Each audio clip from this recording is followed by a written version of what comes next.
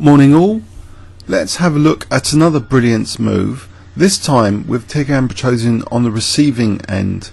Here, Petrosian has just retreated his bishop to attack Larsen's queen. So, I wonder if you can spot a brilliant move here, and just as importantly, can you spot the real reasons why this would work? So you can either stop the video or I'll give you 10 seconds now. Okay, so starting from now.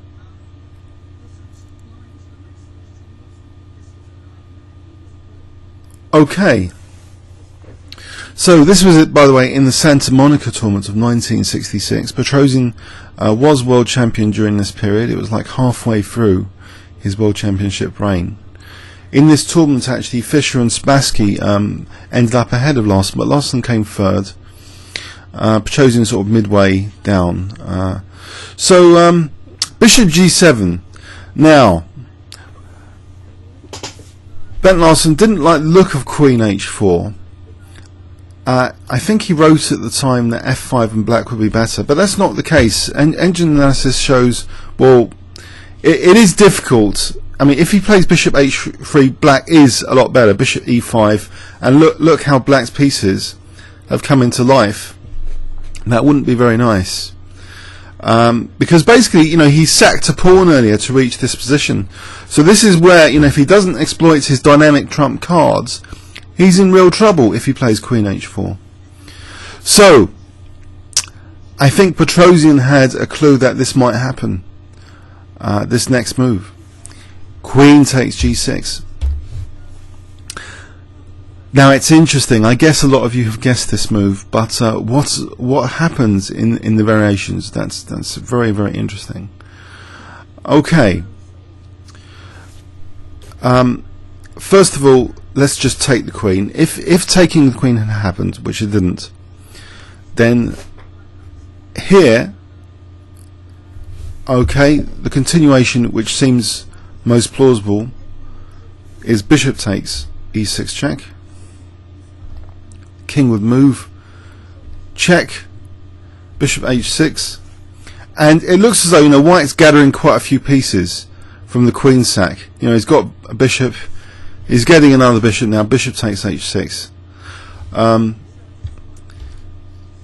But, you know, if rook takes h6, maybe, you know, black can draw this game, according to script. King G7, and you know, it's not so easy now, is it?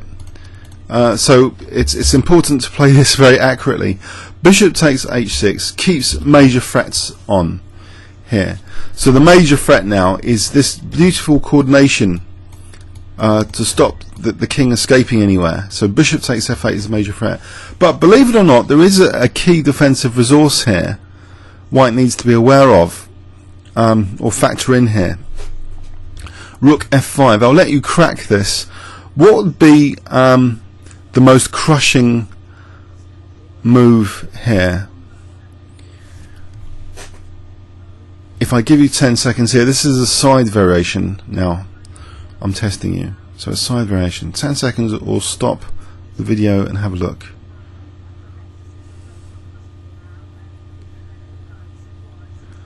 Okay, now if you'd given bishop f8, you've just missed the point of the rook f5 defense. It's here. It's interesting to be able to play bishop h5, rook h5, and black might sing for another day here or get a perpetual. It's not so clear how white's got full mating attack. That's blown it for white. But actually white can still win this even after this computer defense. By taking on f5 with the rook. And now in this position there's a really, really crushing move, or there's another one which is still crushing. Can you guess it? 10 seconds. Okay, a bit like the Petrosian win we saw in the Brilliant Move series, cutting the king off with a nice little bishop move. Here, bishop f7 is actually the most incisive, quite killer move. So making sure these two squares are covered, with bishop f8 now being a real cruncher. Black would have to give up the queen, you know, like, for example, queen set like this to avoid you know, bishop f8. So we have this position, and white's just 2 bishops up. That's enough to win the game. So if we go back after the initial queen sack, so it becomes clear that fg is sort of unplayable. So first losing the knight, and then in this line losing a bishop. Now you might wonder, okay, here as well, okay, we'll give rook f7 a quick look. Crushing move, bishop f7, and here bishop takes g6. Now in this position there's a clear well, there's a move which gives a massive advantage to white, and there's a move which gives not so massive. The massive advantage for white, if I give you 10 seconds here, it's rook h5, swinging that rook across. And let's give black, you know, a token move like queen c7. And in this position there's a beautiful move to get a big advantage. And also, I mean, there's some good moves here. 10 seconds. This will do. Rook takes f6 will do. Check. And you can win the queen here. And the point is here, although the rook's almost balancing the 2 bishops, not quite, but h4 is a real killer. This pawn is a real absolute killer. So these lines are not too hot. So in the game, Petrosian, after queen takes g6, played actually a tricky move, knight f4. Now knight f4, okay. So how to take that knight or do anything else? So let's have a look at this position. What would you do here if I gave you 10 seconds starting from now?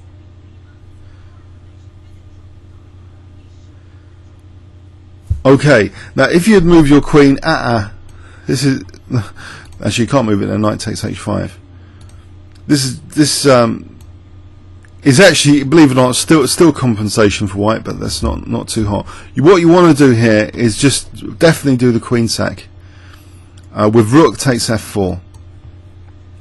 Okay, so the queen sack's still on. So if takes, check, and again these rooks are coordinating really well on these squares, well, rook h4 in particular. So if king h7, rook h4 check, and then this idea again, bishop takes h6, forcing this technical like defense, and then in this position we have again this idea of bishop f7, but even stronger in this particular position will be check, apparently check first, and then bishop f7.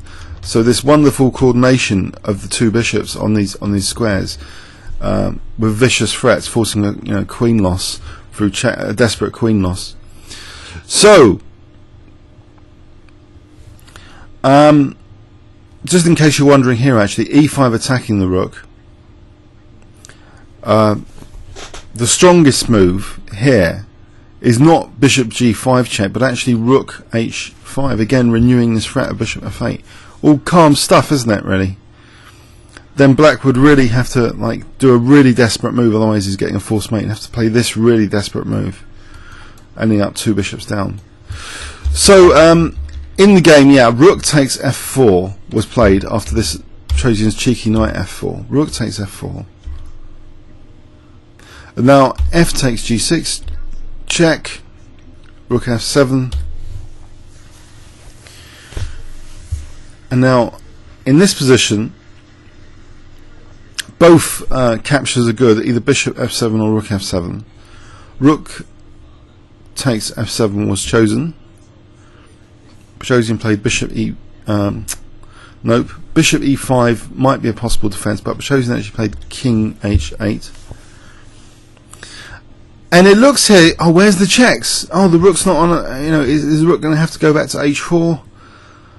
Well, actually, a really strong move was played here by Larsen, which is one of the top moves Rybka's choosing. I wonder if you can spot it, actually.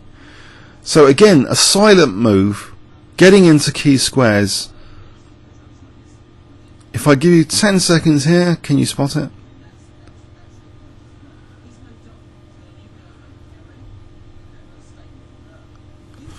Okay. Well, there's actually a couple that will do, either Rook D3 or Rook G5, but I think Rook G5 looks to me my intuitive favourite here. So let's see, Queen E8 say, and now, what would you play?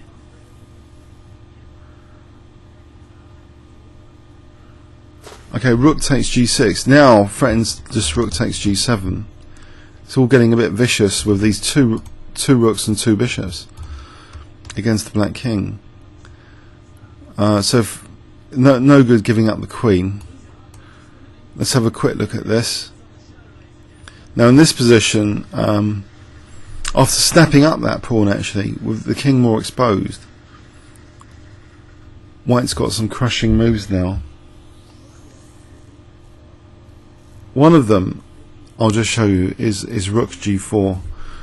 So this idea of just Rook H6 and getting this discovered attack going on the king. So say check. There's Rook F1 here, in fact, and it's all too vicious. It's all too much. And if say Bishop H6, let's have a quick look. Bishop H6, then check here. Bishop D4, forcing the bishop back. And then once if we get in this position, then there's just like Rook F2 mate. So that's pretty unpleasant stuff after all starting from Queen takes G6. But earlier in the game it was a nice pawn set. I'll give the PGN of the game in the description. If we just roll back just a few moves before the combination, the dynamism for white was really put on with this E5 pawn sack against Tigran.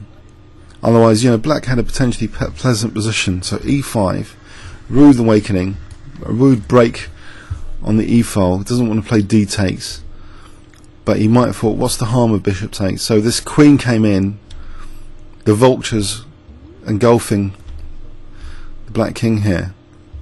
So two rooks, two bishops and the queen, all hovering around. Petrosian nervously played, and then probably noticed after bishop G7. Unfortunately, he's just blown his king safety to bits because of Queen takes G6. Okay, hope you enjoyed that one. Please leave any comments or questions on YouTube. Thanks very much.